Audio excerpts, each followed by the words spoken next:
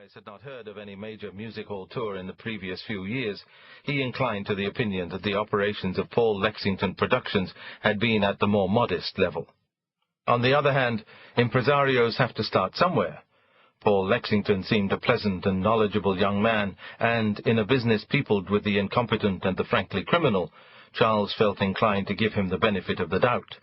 After all, without Paul Lexington he would not be currently employed, and if there was one thing that Charles's experience in the theatre had taught him, it was the inestimable advantage of having a job over resting.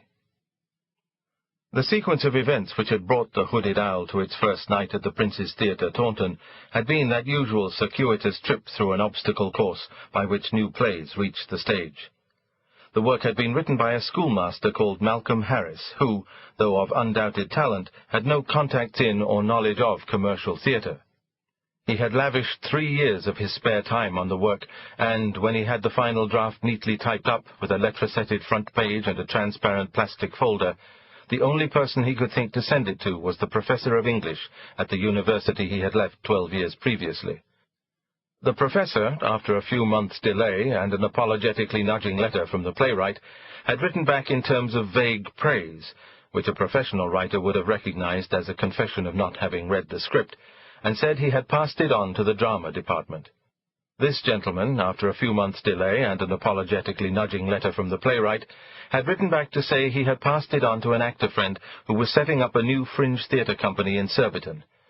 After quite a few months' delay and 3 apologetically nudging letters from the playwright, the actor scribbled a note back from an address in Gloucestershire saying he was sorry he hadn't yet had time to read the play, and also he was sorry that he seemed to have lost the manuscript.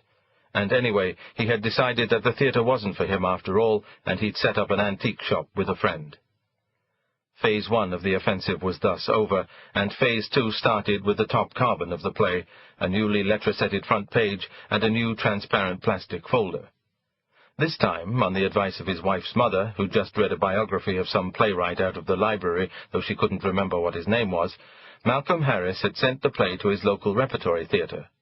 After a few months' delay and an apologetically nudging letter from the playwright, the general manager had returned the script with a duplicated letter saying, "Thanks very much for sending it. The play selection committee had found it really interesting, but unfortunately it wasn't the sort of show they were looking for at that time. Why not try sending it to an agent?" This Malcolm Harris had done, but unfortunately, due to the random selection method of sticking a pin in the theatrical and variety agent section of the Yellow Pages, he had sent it to one who specialized in booking blue comedians and strippers into working men's clubs.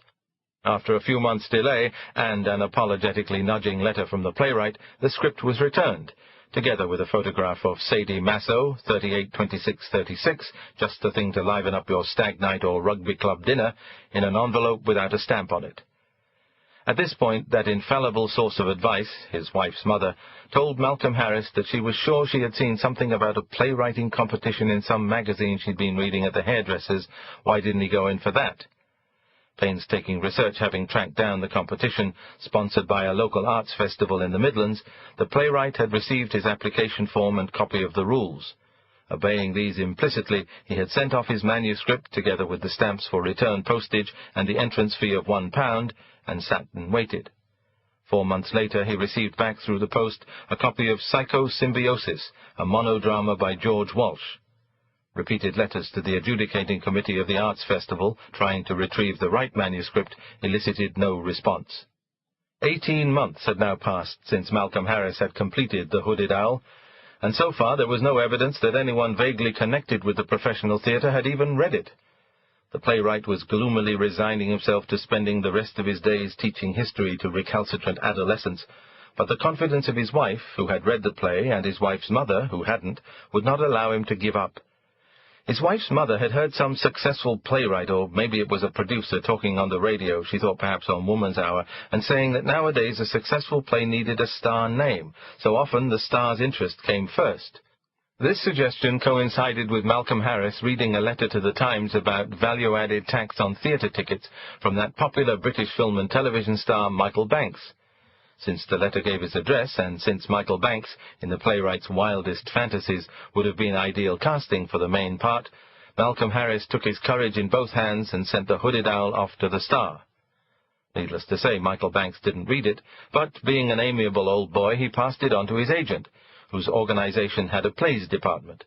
They didn't read it either, but a girl on the switchboard was having a brief affair with a young man who wanted to be a theatrical producer and claimed to be on the lookout for a good property, so she passed it on to him.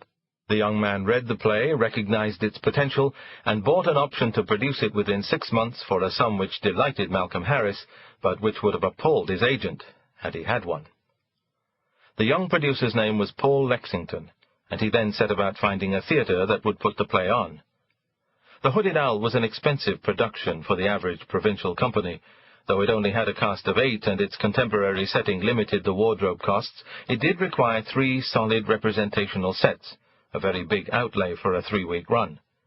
Whereas a theatre might spread its budget to allow that kind of expenditure on a certain crowd puller like a Shakespeare or the annual pantomime, it was very unlikely to invest so much in the uncertainties of a new play by an unknown playwright. Money was tight enough, and no provincial theatre wanted to hazard its local authority or arts council grants by rash speculation. But this was where Paul Lexington had something to offer. He had money. No one quite knew where it came from. He always spoke airily of my investors, but he gave no clue to their identity.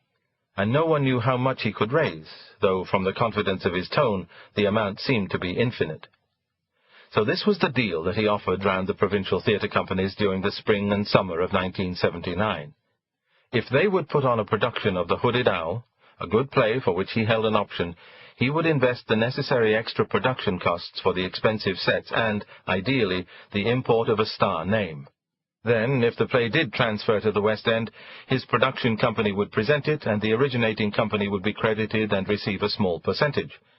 If it didn't transfer, then the theatre would have had a more expensive production than their normal budget could run to, and Paul Lexington and his investors would have lost their money. Only Paul Lexington himself knew how many companies had been offered the deal and turned it down before he got to the Prince's Theatre, Taunton, but common sense dictated that he must have tried the better-known ones nearer London first. The chances of getting all the people necessary for a transfer, the London theatre managers and the big investors, whose aid, in spite of Paul Lexington's confident assurances, would almost definitely be needed, diminished the further one got away from the metropolis. However, the producer was determined to get the show on, and was confident enough of the property to think it could make the transfer, even from this West Country base, whose record of getting shows into the West End was not remarkable. In fact, it had never in its history had an original production transfer, though a few shows had passed weeks there during their pre-London tours. But there was a new artistic director at the Prince's Theatre, a young man called Peter Hickton, whose confidence at least matched that of Paul Lexington. He had got the Taunton job some 6 years out of Cambridge, and was determined to maintain his whiz-kid image and make a mark on the theatre nationally. He was ambitious to make the Prince's Theatre a power base and incubator of productions for London, in the way that the Royal Exchange Manchester and the Arts Theatre Cambridge had become in recent years. So when Paul Lexington arrived with his proposal, Peter Hickton was already looking for a show with transfer potential. His one condition for backing the production was predictable, that he should direct it.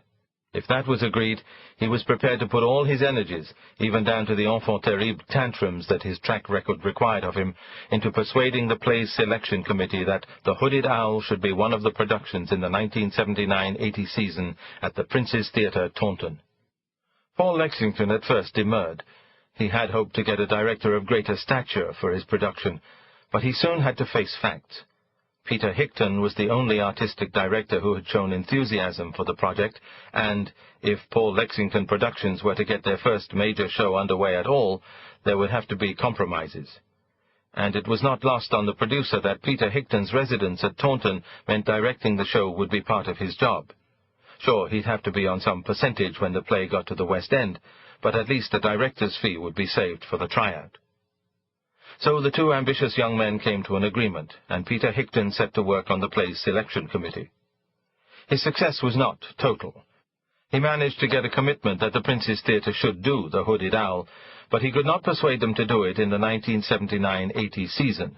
He tried all his tricks, being sarcastic, going dead quiet, shouting, walking out of the meeting, even threatening, carefully, to resign, but the best date he could come up with was September 1980. Seeing that to protest further would be pushing his luck, He agreed with bad grace that